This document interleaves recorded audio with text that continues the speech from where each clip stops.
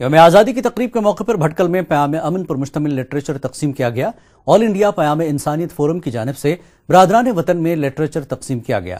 پیام انسانیت فورم کی جانب سے اہل وطن کے لیے بڑے پیمانے پر تواضع کا بھی نظم کیا گیا تھا۔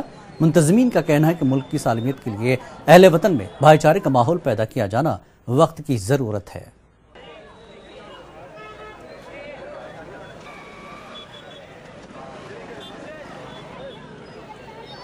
جو پیام انسانیت کی طرف سے فلیگ ہوسٹنگ کے موقع پر کھانے پینے کی چیزیں تقسیم کی گئی اور اس کے ساتھ جو تعارف نامے وغیرہ تقسیم کیے گئے، اس میں یہی پیغام دیا گیا تھا کہ انسانیت آج جو مر رہی ہے اس کو کیسے دوبارہ زندہ کریں اور کیسے مسلمان، ہندو اور تمام مذہب کے لوگ آپس میں مل جل کر رہیں۔